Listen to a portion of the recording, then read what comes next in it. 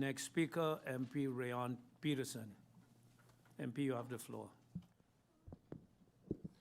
Thank you, Mr. Chairman. A good afternoon to yourself, to the griffier, to the Secretariat, to the Honorable Minister and the support staff, and to my colleagues, to everybody else tuned in, and to those in the tribune.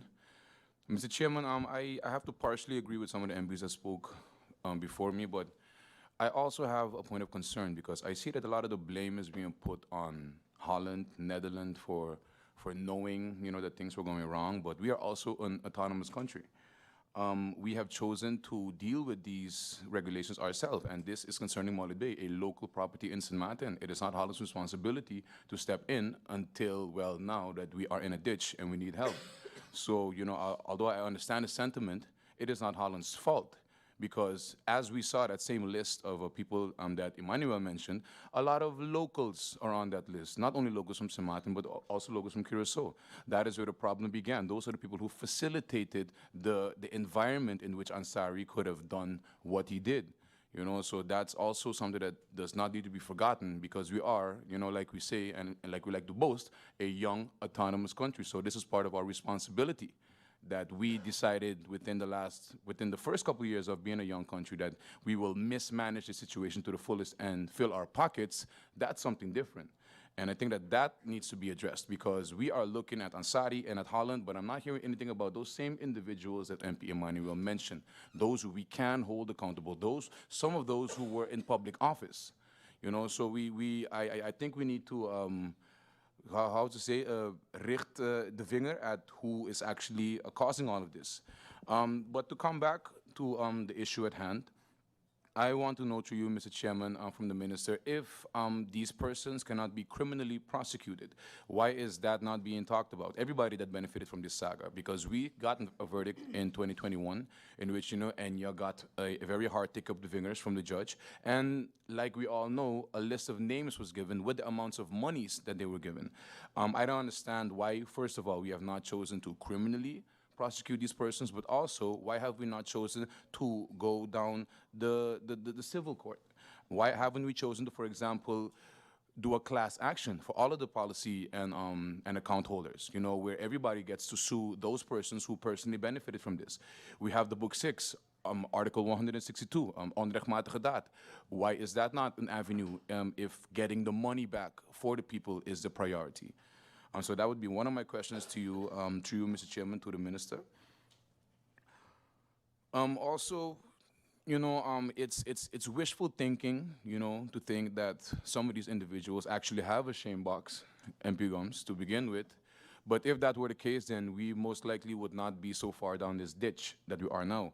So again, we are looking at the money and we are looking at the land and the concerns for the policyholders, but the solutions that I'm hearing are more in the light of let's blame Holland, let's find a scapegoat, let's find somebody else to blame except ourselves while this problem just continues. We have invited the minister to come here on the 28th of September while the answer to Holland has to be in by the 30th. So, and then I would like to come back to the land itself because we do also have a national ordinance for expropriation. And I think that this is at algemene nut. What's happening right here, given how many persons are involved, given that we are talking about a local asset, our nicest beach, Mollet Bay, have the options been put in the onteigeningslandsverordening? Have they been explored? And Minister, through you, Mr. Chairman, through you, to the Minister, is there also a solution with the refinancing that could ultimately end with St. Martin owning Mollet Bay? A sort of a swap or exchange scenario, but then to also solidify taking and holding the land back for the people. So when I say take it back, I don't mean take it back to then sell it to any foreign investors, regardless if they live here locally and regardless of how many buildings or hotels they have. And that'll be all for me for now, Mr. Chairman. We have another speaker that just signed in, MP Raeyhon Peterson once again. Thank you, Mr. Chairman. Just two questions that I missed in my my speech to the Minister. Minister, first of all, the CFT did give their answer on this topic, I think, in a letter not too long ago, I think 2 months ago. En in de conclusion of said letter, it says that het CFT constateert echter ook dat de voorgestelde oplossing deze risico's niet a priori wegneemt, terwijl juist wel beperkingen in investeringsmogelijkheden zullen optreden. So that fits right into what MP Bryson just said, because if we are going to push ourselves in a corner with this loan from Holland, then that means that we can forget about the international market. That's off the bat. But also, then, the CFT continues. Het CFT begrijpt dat er meerdere oplossingsrichtingen zijn overwogen die een minder zware wissel zouden trekken op de overheidsfinanciën. So that basically means that within those discussions, those ambtelijke discussions that they had, other options were explored according to the CFT. En de CFT says, het geeft u nadrukkelijk in overweging deze en andere oplossingsrichtingen voor de problemen bij ENNIA te heroverwegen, vooral met het oogmerk om toe te werken naar de duurzame overheidsfinanciën. So I would like to ask in that note, what other oplossingsrichtingen is the CFT talking about? Because that would have been part of the discussion. And why haven't those been explored when the CFT is alluding that those would be much of a less burden on the islands than what is currently being proposed? And then, Mr. Chairman, just a side note on the overvaluation of the property. I think the reason for that needs to also be, explained to the people of St. Maarten, because what happened is throughout those years, whether it's 2004 or 5 or 6, Ansari decided after the original evaluation of Mullet Bay, which was around $57 million, after that, he decided to use a maidbrief from, I think it was 1972 or 73, in which,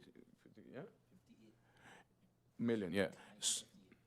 So so this maidbrief basically runs back all the way down to the shore, and I think that was the issue, and that's why he got through with overvaluating the property. Because why? If you look at just the golf course, I can see why the golf course could cost 60, maybe even to 100 million. But with the Mullet Bay Beach, our most precious beach, as part of that land, that is how I believe that over-evaluation came into play. And now, given the recent developments, given that in 2019, the government did what we call eigendomshandelingen, thus making it sure that legally the beach itself, according to Article 25 and 26 of Book 5 of the Civil Code, is not part of any private land or private ownership, but indeed the beach belongs to the people. I want to ask the minister in that sense, has there been a reappraisal done of the property that excludes the beach part? And if so, what is that amount and how does that tie up into what Ansari has put up as the value of the land? And I think that if we do that, we will definitely find more answers. And I personally believe that if the amounts are so different, and I will assume that the amounts would be at least 200 million and up a difference, then I think that Ansari should also be held personally liable for that. And that'll be all from me, Mr. Chairman.